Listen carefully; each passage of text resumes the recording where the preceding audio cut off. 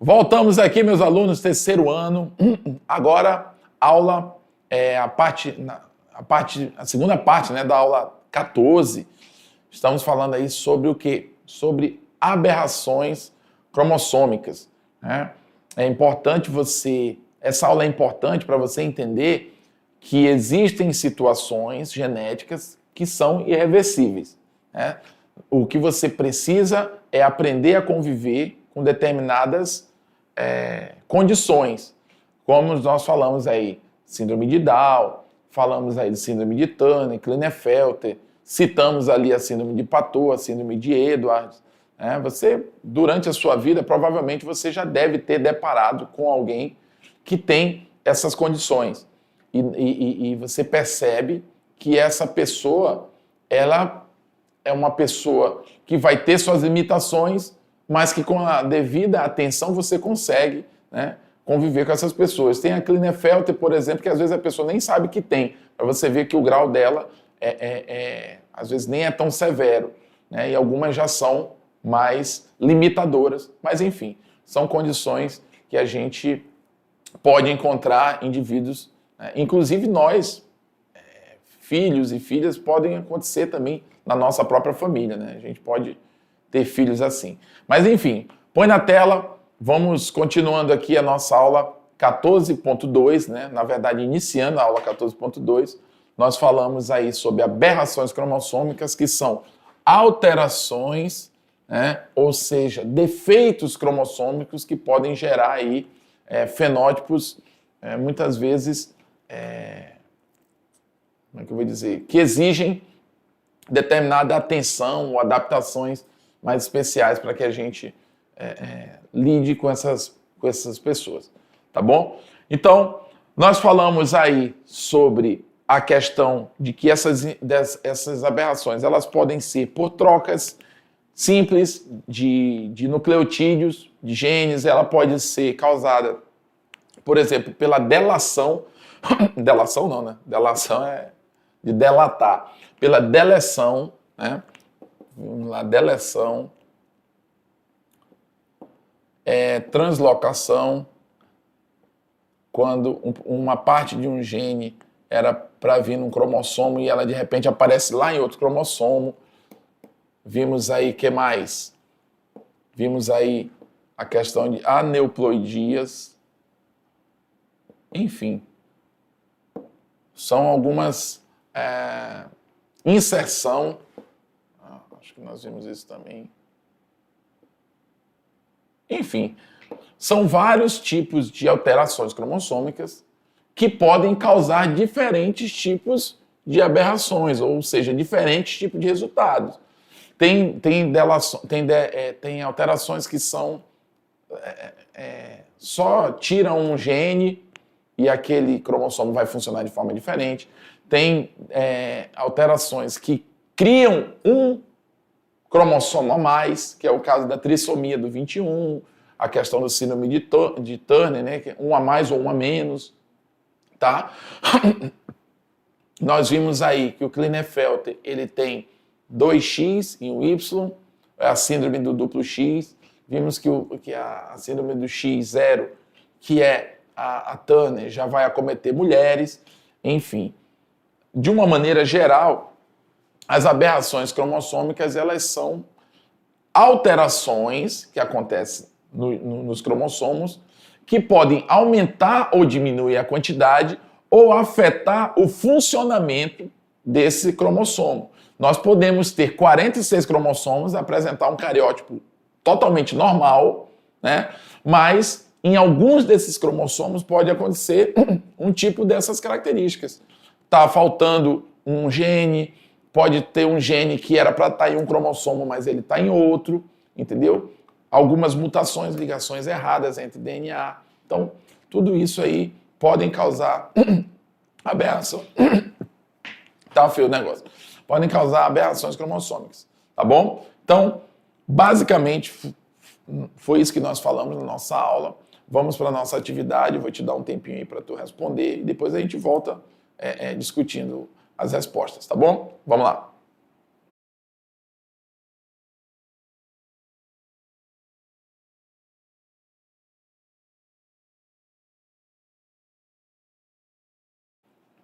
Voltamos então para a nossa atividade de sala. Nós estamos aqui na parte 2 da aula 14, tá? Estamos falando sobre aberração cromossômica.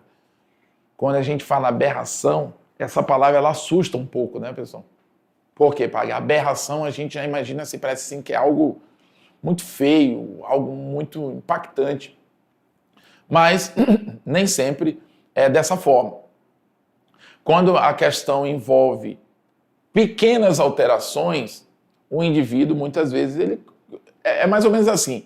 Dependendo do tamanho da alteração, pessoal, pode ser o tamanho do efeito que aquilo vai causar no indivíduo, né? Vou te dar um exemplo aí genético. Você já ouviu falar em intolerância à lactose, né? Já deve ter ouvido falar, pode ser que você tenha isso, é até comum. Mas é porque os organismos que têm intolerância à lactose, eles não produzem uma enzima, né, que quebra a proteína do leite. Então, quando a pessoa não tem essa enzima que vai ajudar na digestão do leite, esse leite vai pesar, digamos assim, no organismo da pessoa. E a pessoa começa a sentir efeitos dessa má digestão do leite. Entendeu? E por que você não produz essa enzima? Porque provavelmente algum fator genético não produziu, o gene, algum defeito genético faz com que o seu corpo não produza essa enzima ou produza ela de uma maneira deficiente, entendeu? E você vive normal. Por isso que eu digo, dependendo, é uma afetação, né? É um efeito que vai causar ali um problema para você, mas não vai fazer você mudar de vida, entendeu? Por quê? Porque é uma coisa mais pontual. Já uma pessoa que tem a síndrome de Down, ela tem uma alteração cromossômica mais severa, né? Mais marcante, então ela vai apresentar características mais severas. A pessoa que tem a síndrome de Turner, ela tem um cromossomo a menos, então é algo muito substancial. Então vai depender muito da onde ocorre essa alteração, né? Do tamanho dessa alteração, é o tamanho dos sintomas que esse indivíduo vai viver na vida. Então é importante você entender isso, tá? Então, vamos lá. Agora a nossa atividade, vamos responder algumas questões aí, onde você vai botar em prática o que a gente discutiu. Bom, questão número 1. Um cariótipo é a representação gráfica do conjunto de cromossomos de uma célula, organizados conforme tamanho, forma e número. A detecção de alterações genéticas permite um aconselhamento genético mais adequado a casais que pretendem ter filhos. Esquematize as possibilidades de uma não disjunção durante a divisão celular. Bom, eu falei durante a aula, pessoal, que existe um processo, e você já sabe disso, né? Você já estudou isso, até mesmo em outras séries. Existe um processo chamado meiose, que é a formação dos gametas, né, no nosso organismo. Meiose, já está dizendo, ela pega uma célula inteira e divide no meio. No nosso caso, a célula inteira tem 46 cromossomos, então ela vai dividir ele em 2. Então vai formar células de 23 cromossomos. E quais são as células que têm 23 cromossomos no nosso organismo, pessoal? São as células reprodutoras. No caso do homem, o espermatozoide. No caso da mulher, o óvulo. Tá? Aí para você entender, eu sempre falo isso. Espermatozoide 23, óvulo 23. Quando se fundem depois do sexo ali, né? O que vai acontecer? 23 daqui vai formar uma célula ovo. Essa célula ovo agora passa a ter novamente 46 cromossomos. Agora ela passa a ser uma célula somática. O cariótipo dessa célula vai ser 46 agora. Mas antes era 23 cada um. Entendeu? E é nesse processo de meiose que é a resposta, né, para essa questão que ele está pedindo para esquematizar aqui. Ó. Esquematize as possibilidades de uma disjunção durante a divisão celular. Então, pessoal, ó, você pega ali um par de cromossomos, vamos lá, põe na tela aqui para eu ir mais perto aqui. Um par de cromossomos, né, que vai sofrer essas divisões naturais. Só que em determinados momentos, você percebe que algumas células vão ser formadas de forma defeituosa, tá? Elas não vão apresentar determinada quantidade de cromossomo, vai sofrer uma deleção, o que era para ter ali não aparece. E você percebe que a partir dessas, da meiose 1, as outras vão ser reproduzidas da mesma forma. Porque meiose 1 e meiose 2, elas são fases da produção de gametas. Só que a primeira fase é uma fase, digamos, mais importante. É onde ela vai produzir novas células com a divisão gamética. E a meiose 2, ela só vai reproduzir o que a meiose 1 fez. Então, se a meiose 1 errou, a meiose 2 vai simplesmente reproduzir a célula errada. Você percebe que de uma aqui, ó, ela fez duas. É um processo meio que automático. Se a meiose 1 saiu errada, a meiose 2 vai fazer cópias de células erradas, porque ela não faz esse filtro, entendeu? Então, esse seria um esquema para você responder essa questão número 1. Vamos lá, questão número 2. Observando a figura abaixo, pode-se dizer que se trata de uma alteração cromossômica do tipo. Aqui nós temos, aqui provavelmente ele vai estar falando sobre a questão da síndrome de Down, né? No caso de translocação. Mas vamos lá. A gente tem aí, deixa eu botar aqui as alternativas e eu vou repetir aqui. Observando a figura abaixo, pode-se dizer que se trata de uma alteração cromossômica do tipo. Vamos lá. Nós temos aqui dois cromossomos, né? Que em algum momento essa cinturinha aqui, ó, ela vai se fundir com essa, ó, formando isso aqui. Nesse caso aqui nós temos elementos do 21 que foram, digamos, passado para o 14, fazendo com que haja uma mistura. Nesse caso aqui, a gente vai ter uma translocação. Você percebe que porções de um determinado cromossomo passaram a fazer parte de outro, né? Então ficou aqui, ó, genes que eram para ser no 21 e genes que eram para ser no 14 acabam aparecendo juntos em um só cromossomo. Por quê? Porque esses elementos que são os nucleotídeos que formam aí os genes, né, eles acabaram sendo translocados e isso vai causar síndromes.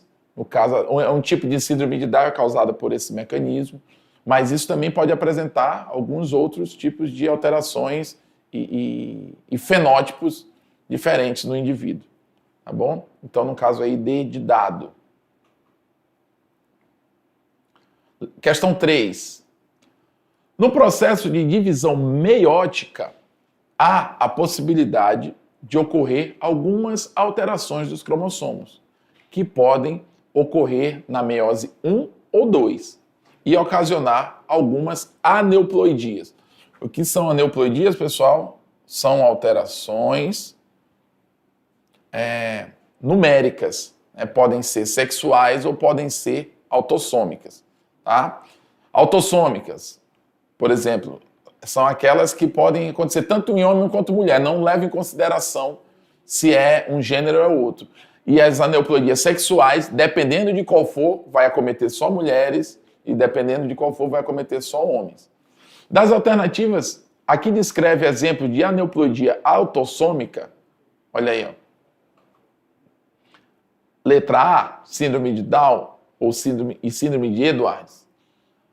B, síndrome de Klinefelter e síndrome de Down. C, síndrome de Patot e síndrome de Edwards. E, síndrome de Patot e síndrome de Turner. Opa, apertei mais uma vez aqui. Enfim, eu apertei a resposta antes, era primeiro para a gente comentar, mas eu acabei apertando. No caso, a letra C, pessoal, ó, síndrome de Patot e síndrome de Edwards. São algumas aneuploidias, né, que são aneuploidias autossômicas, portanto, elas não levam em consideração. Essa síndrome só afeta homem, essa síndrome só afeta mulher. Não, ela não tem a ver com sexo, né? A própria síndrome de Down também, ela é uma síndrome autossômica, né? Ela não é ligada ao sexo. Só o homem vai ter, só a mulher não. Né? Ela pode ter até incidências maiores ou menores. Isso pode ser estudado, levado em consideração. Mas não afeta só um ou afeta só outro. Já a síndrome de Klinefelter, não. É só homem que apresenta. A síndrome de Turner, não. É sempre uma pessoa do sexo feminino que vai ter. Então, ela é uma síndrome, ela é um tipo de aneuploidia sexual. Ela tem a ver com a questão do sexo. Então, aí, letra C de casa. Essa aqui já tá com a resposta, é antes. Ó. Vamos lá. Baixa estrutura, tórax largo, mamilos muito separados, metacarpos curtos, ovários. Se tem ovário, já sabe que não é homem, né, pessoal? Ovários subdesenvolvidos e sem menstruação. Né? Aí você fala assim, sem menstruação também já diz que não é homem, né, pessoal? Claro que não tem menstruação, né? Mas, enfim, estas são características fenotípicas, ou seja, físicas, são referentes à síndrome genética denominada de quê? Síndrome de Down. Ela que faz a pessoa apresentar essa característica, lembrando que se ela tem ovários, então se refere como se é algo que só acomete mulheres. Se a característica dela é ovários, né? Subdesenvolvidos. Síndrome de Down não dá só em mulher. Síndrome de Patot também não. Síndrome de Edwards também não. São todas autossômicas. A síndrome de Klinefelter só afeta homem. Logo, até o xizinho já está aí, a síndrome de Turner. Ou seja, esse comando aqui, essa questão, ela está apresentando características típicas de quem é portador da síndrome de Turner, que é a síndrome do X0. A síndrome de Klinefelter, ela é a síndrome do duplo X, né? O homem que tem 2X. No caso, a Turner é a mulher que só tem 1X. Entendeu? Então, pessoal, a nossa aula de hoje falou sobre aberrações cromossômicas. Nós entendemos aí o porquê, né, que o síndrome de Down apresenta essas características. Nós aprendemos porquê que algumas características que afetam mulheres acontecem. Vimos a importância que tem o processo de meiose, que é a formação dos gametas, né? Vimos que nem tudo a gente adquire de fora para dentro. Tem coisas que já nascem no nosso DNA. E através aí, de alguma forma, da engenharia genética, a gente pode prever e através disso fazer aconselhamento genético, se é viável aquele casal ter um filho, porque eles têm tendência a ter uma determinada síndrome, possa se expressar, enfim. Então, essas aberrações cromossômicas, essas alterações são importantes para você saber, né, como esses organismos vão ser afetados do ponto de vista cromossômico. Eu tenho certeza que agora você entende melhor o porquê que certas características genéticas são irreversíveis. Tá bom? A gente vai ficando por aqui. Espero que a gente volte aí a se encontrar mais vezes. Vamos lá? Tchau, tchau.